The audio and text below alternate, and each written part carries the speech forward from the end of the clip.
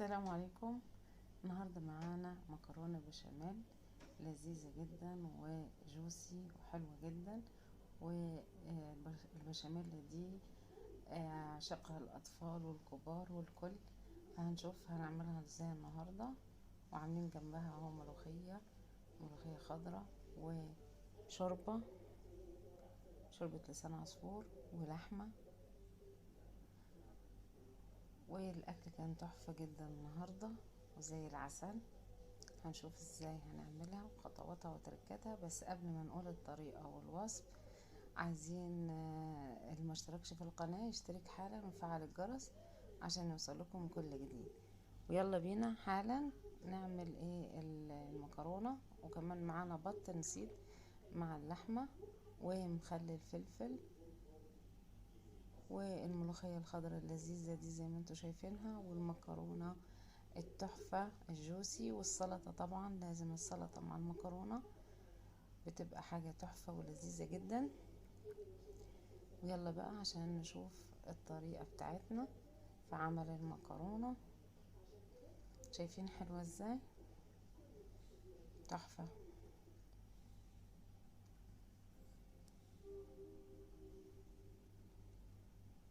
يا ريت اللي مشتركش في القناة يشترك حالا ويفعل الجرس عشان يوصلكم كل جديد.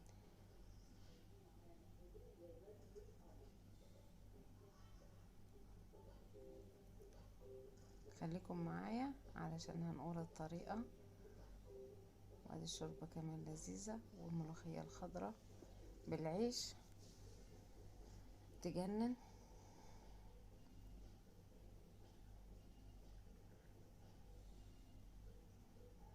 طبعا مكرونة اتخانقوا عليها من حلاوتها وطعمها اللذيذ. هنشوف الطريقة يلا. اول حاجة هنسلق المكرونة بشوية مية ونخليها تستلق كويس، لا تبقى مسلوقة زيادة عن اللزوم ولا تبقى دنت زيادة عن اللزوم، يعني متبقاش ناشفة ولا طرية زيادة، تبقى مظبوطة. وهنزود شوية ملح في مية المكرونة عشان تبقى مظبوطة معانا. وبعدين هنعمل البشاميل بتاعنا. عملناها بسمنة وزيت وشوية دقيق ولبن، ونفضل نقلب فيها مضرب البيض عشان ما تكلكعش. وبعد كده اهو عملنا البشاميل بتاعنا ونزلنا بشوية بشاميل على المكرونة بتاعتنا. وهنحط في الصينية من تحت شوية بشاميل برضو. يبقى هنحط شوية بشاميل في المكرونة وادي شوية بشاميل في الصينية من تحت زي ما انتوا شايفين الصينية التانية اهو.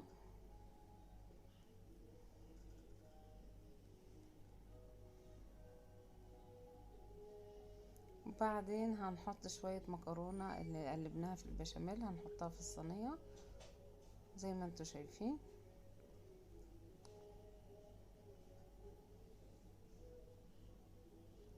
وادي العصاج عملناه بشوية بصل ولحمة مفرومة، ونزلت عليه بواحدة ورق لورا وملح وفلفل اسمر وكزبرة ناشفة. ده البشاميل بتاعنا اهو خلاص جاهز. وادي شوية فلفل اسود حسب الرغبة يعني، وزي ما انتوا شايفين ورق اللورا اهو فيه بيدي الريحة حلوة للحمة يعني. وادي العصاج بتاعنا جاهز اهو. هننزل بيه بقى على المكرونة بتاعتنا. هنغرف بقى ونملى الصف بتاعنا كله كده باللحمة عشان تبقى واضحة فيها. هنملاها لحمة العصاج يعني اللحمة بالبصل.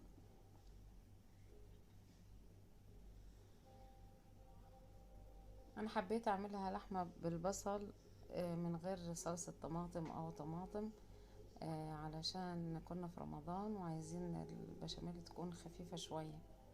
ما تكونش تقيلة، الصلصة والطماطم بيتقلوها شوية.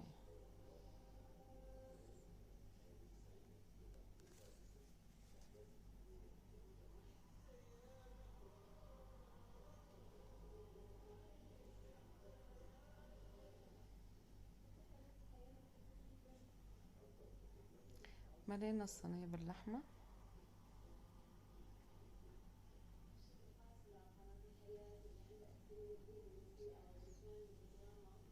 بنوزعها بحيث ان كل الاماكن يبقى ايه فيها لحمة يعني.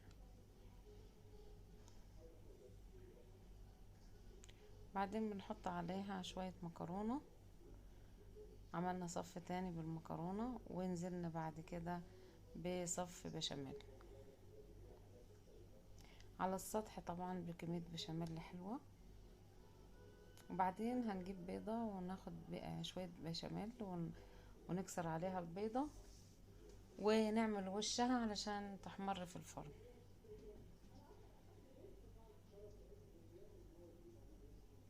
ادي البيضة وعليها البشاميل، حطيناها ايه بالبشاميل بتاعها على الوش عشان تحمر لما تخرج من الفرن تبقى حمرة وحلوة.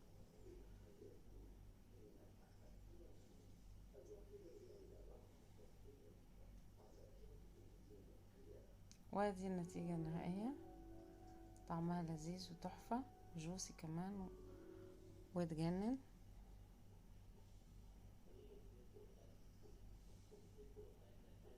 وزي ما قلنا في البداية عملنا جنبها ملوخية خضراء وشوربة لسان عصفور ومخلل ولحمة وبط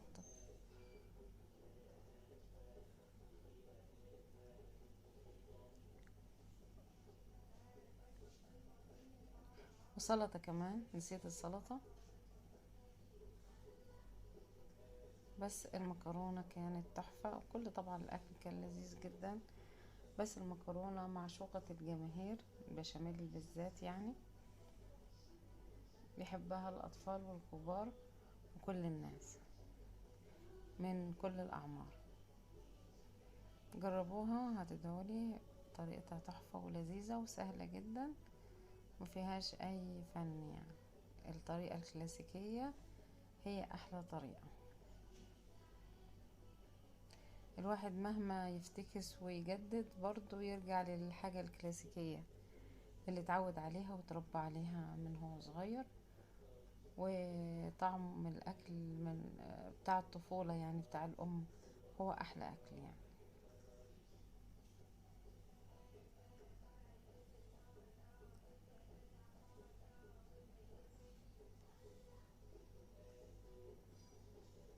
جربوها هتعجبكم جدا جدا، واللي ما اشتركش في القناة ياريت يشترك حالا وفعل الجرس عشان يوصلكم كل جديد.